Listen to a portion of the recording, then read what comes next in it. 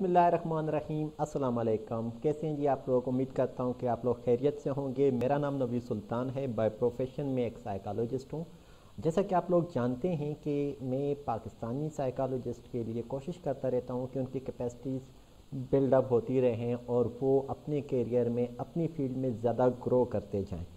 तो इसी सिलसिले में हमने एक ऑनलाइन प्लेटफॉर्म भी शुरू किया था, जो कि अब फ़िज़िकल भी शुरू करने जा रहे हैं। उसमें हमने बहुत सारे साइकोलॉजिस्ट को ट्रेन किया, तकरीबन 160 के करीब हमने साइकोलॉजिस्ट को ट्रेन किया, जिनमें पाकिस्तानी भी और बाकी ममालिक के भी लोग थे। यही वजह है कि अब हम उन्हीं की बेस पर हमने एक हेल्पलाइन शुरू की, जिसमें ये तमाम साइकोलॉजिस्ट जो हैं वो अपनी अपनी खिदमत सर अंजाम दे रहे हैं।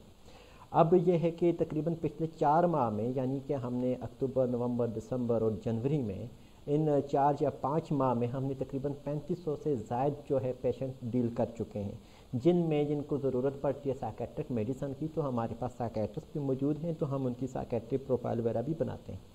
अब होता यह है कि आपने देखा होगा कि पाकिस्तान में बहुत सारे साइकोलॉजिस्ट हैं जिन्होंने बीएस कर रखा होता है, एमएससी कर रखा होता है, एमएस कर रखा होता है, एमफिल कर रखा होता है, इवन कि पीएचडी कर रखा होता है।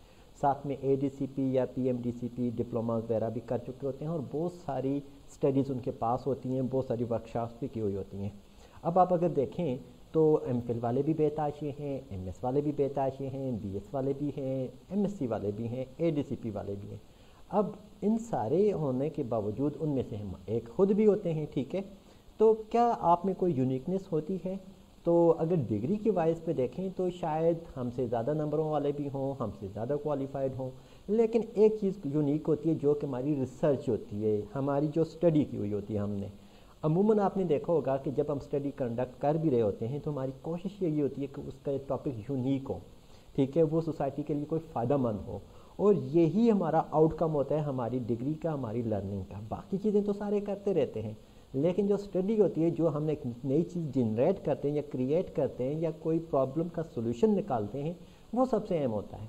अब अमूमन होता क्या है, आपने देखा है अभी तक जो मैंने लोगों से पूछा है, जो मेरी छोटी सी में सर्वे किया है, उसमें 100 में से सिर्फ एक स्टूडेंट जो होता है उसका एक पेपर पब्लिश होता है। यानी कि 100 स्टूडेंट जब अपनी रिसर्च कंडक्ट करते हैं और एक यूनिवर्सिटी में, मिसाल के तौर पर एक एमएससी की क्लास है और उसमें या यूँ समझ लें कि एक एमएससी की क्लास में 100 बच्चे हैं, तो उनमें से सिर्फ एक बच्चा जो होगा वो अपनी रिसर्च को पब्लिश करेगा, और या तो वो करते ही नहीं है, अगर वो करेंगे भी तो कोई एक आध ही करेगा, बाकी लोग नहीं करते, ठीक है।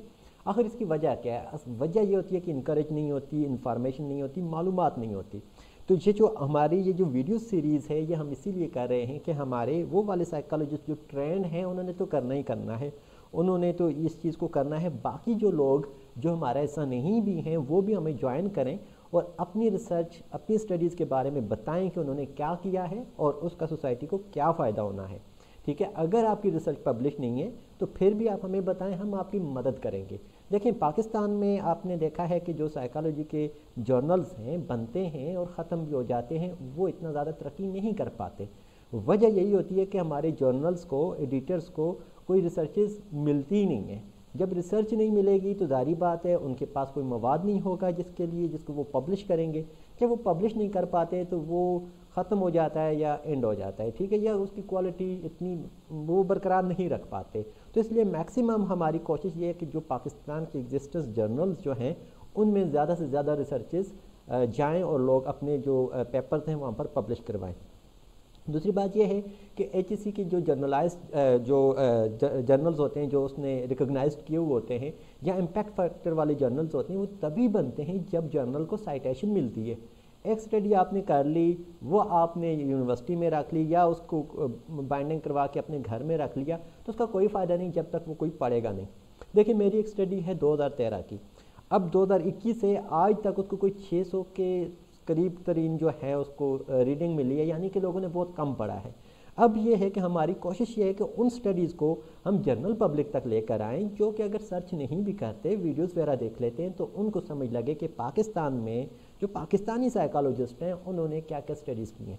तो यहाँ पर अगर आपने हमें ज्वाइन करना है तो आपको एक कमेंट सेक्शन में एक लिंक मिल जाएगा, उसके ऊपर आप क्लिक करें और अपना लिखें कि आप हमें ज्वाइन करना चाहते हैं, आपका नाम हो जाएगा, आपका यूनिवर्सिटी नेम होगा और नीचे आपका जो टॉपिक है वो होगा, तो वो आप कर दें, हम आपको इसमें ज्वाइन करेंगे। आपका एक छोटा सा वीडियो ले लेंगे 5-6 मिनट का, जिसमें आप अपना जो मकसद होगा रिसर्च का वो आके कर देंगे, और इसमें आपको एक इंकरेजमेंट मिलेगी कि आप अपनी स्टडी को पब्लिश करवाएं।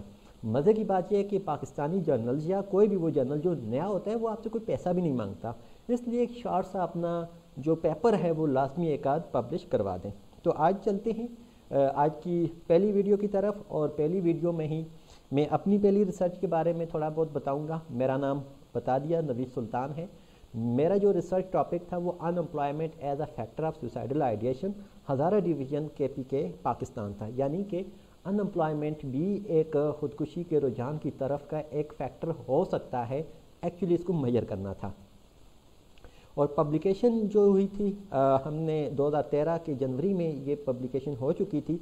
IJMR एक जर्नल है, उसमें ये पब्लिश हो चुकी है। और मेरी जो यूनिवर्सिटी है हज़ारा यूनिवर्सिटी मानसेरा है, और मेरी जो सुपरवाइज़र थी डॉक्टर फरहाना काज़मी थी, और मेरा जो प्रोग्राम था मेरी MSc साइकोलॉजी की ये रिसर्च थी। अगर एब्स्ट्रैक्ट की बात करें तो इस स्टडी का जो मेन ऑब्जेक्ट था वो सुसाइडल आइडिएशन एम्प्लॉयड और अनएम्प्लॉयड लोगों के माबेन एक तजिया करना था कि किन शख्सियत में, किन लोगों में खुदकुशी का रुझान ज़्यादा हो सकता है। इसके लिए हमने 150 लोगों का इंतखाब किया। हरीपुर, मानसेरा और एबटाबाद तीनों सिटीज़ तकरीबन करीब करीब हैं, और उन तीनों सिटीज़ में मेरी मूवमेंट जो थी या एक्सेस जो था वो आसान था, तो मैंने यहाँ पर 150 लोगों का इंतखाब किया, जिनमें से 75 जो थे वो एम्प्लॉयड थे और 75 अनएम्प्लॉयड थे। ठीक है, इन लोगों को हमने एक क्वेश्चन दिया जिसका नाम है back scale for suicidal ideation, और इसके ऊपर लोगों ने जो रिस्पॉन्सेज दिए, तो यहाँ पर अगर आप देख सकें तो सिग्निफिकेंट डिफरेंस था T यानी कि 3.97, जिसका मतलब ये है कि अनएम्प्लॉयड लोग जो हैं वो एम्प्लॉयड की निस्बत किसी हद तक खुदकुशी का रुझान ज़्यादा रखते हैं। ठीक है, अच्छा, अगर इसके ऑब्जेक्टिव की बात देखें तो वही था कि हमने खुदकुशी के रुझानात को मैयर करना था एम्प्लॉयड और अनएम्प्लॉयड में, और ख़ासकर हज़ारा डिवीज़न के इन तीनों शहरों के अंदर। और रिसर्च इंस्ट्रूमेंट की बात करें तो जैसे कि मैंने बताया कि back scale for suicidal ideation था, जिसको आयशा अयूब ने 2004 में इसको ट्रांसलेट किया था इंग्लिश टू उर्दू वर्जन, जिसके 19 आइटम्स थे। यानी कि इसके ऊपर 19 सवाल थे जो एक इंसान के अंदर स्ट्रेस के अगेंस्ट जो है मैयर करता था कि एक इंसान किस हद तक अपने स्ट्रेसेस को रिस्पॉन्स करता है, और उसकी नौइयत पर हम उसकी खुदकुशी को मैयर करते हैं। ठीक है, और इस स्केल की जो रिलायबिलिटी है वो 0.89 है, यानी कि एक बेहतरीन जो है रिलायबल जो था ये स्केल है हमारी पाकिस्तानी पॉपुलेशन के लिए।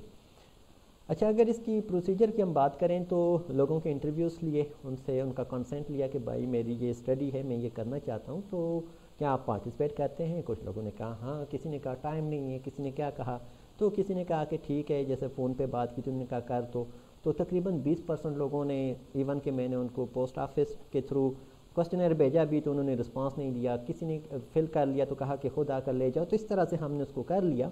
3 शहरों में से मतलब 50-50 हम तीनों शहरों से हमने उसको कलेक्ट किया अपना डेटा कलेक्ट करने के लिए, तो उसी को हमने कंपाइल किया और उसको हमने जो है डेटा वो किया।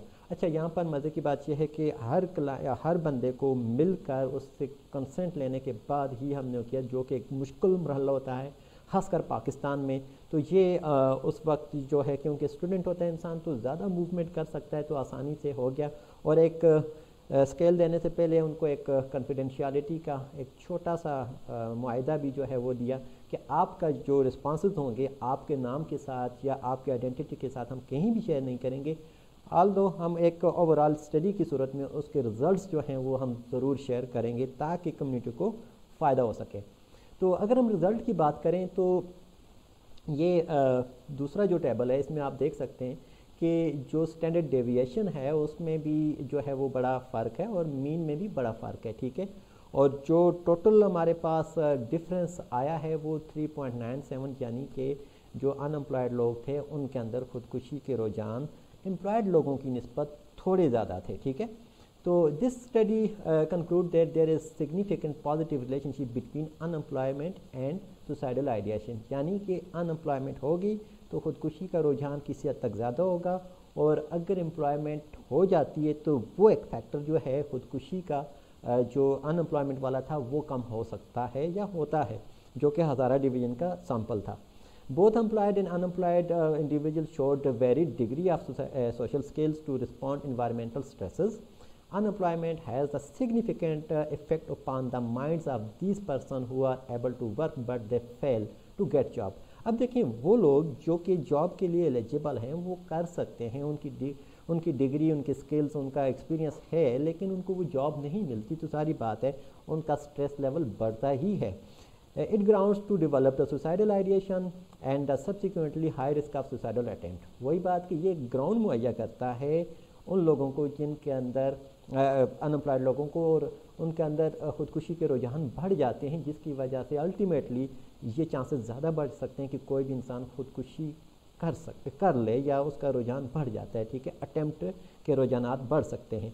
Provision of justice based economic system may reduce the incident of suicidal ideation and suicidal among the young people. एक अच्छा जो मुनसिफाना निज़ाम हो रिक्रूटमेंट का, फिर उसके बाद जॉब क्रिएशन का, हायरिंग का, तो उसमें ये हो सकता है कि जो लोग हैं उनको पता होता है कि शायद मेरी कैपेसिटी जो थी इतनी ही थी तो मैं इस जॉब को हासिल नहीं कर सका, तो इसलिए उनके स्ट्रेसेस कम हो सकते हैं। तो हो सकता है कि जो अनएम्प्लॉयड भी रह जाए तो उनको इस चीज़ से उनको आइडिया हो सकता है कि शायद मेरा ये था, तो शायद उनके अंदर अनएम्प्लॉयमेंट की वजह से या स्ट्रेसेस की वजह से किसी हद तक ख़ुदकुशी के ऊपर काबू पाया जा सकता है।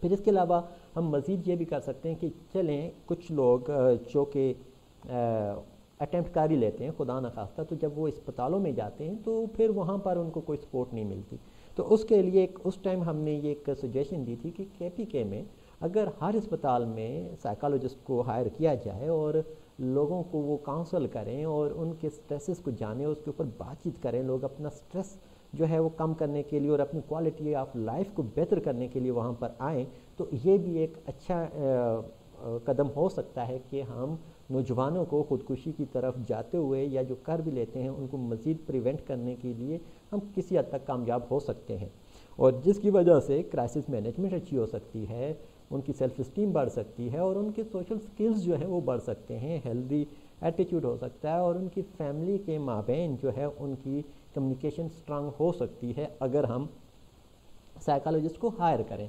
तो ये इस रिसर्च का मकसद था, और क्योंकि इसी रिसर्च को लेकर मैंने आगे अपने MPhil में भी किया था, तो MPhil की जो रिसर्च है उसका टॉपिक कुछ इस तरह से है कि उसने सिर्फ एक ही फैक्टर नहीं, जहाँ पर हमने सिर्फ अनएम्प्लॉयमेंट फैक्टर को देखा है, तो मेरा जो MPhil का थीसिस है उसमें हमने पेरेंट्स का जो रवैया होता है या पेरेंटिंग स्टाइल्स जो होते हैं, जिन स्टाइल से बच्चों को पाला पोसा जाता है, उन स्टाइल का इम्पेक्ट जो होता है बच्चों की रिजिलियंस और बच्चों की ग्रेटिट्यूड पर किस हद तक पड़ता है, और ग्रेटिट्यूड और रिजिलियंस का इम्पैक्ट जो है वो ख़ुदकुशी के रुझान की तरफ कितना बढ़ता है, इसको हमने स्टडी किया था।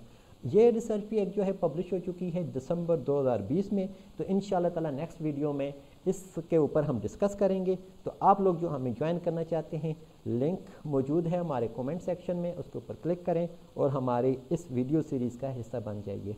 आज के लिए अल्लाह हाफ़िज़।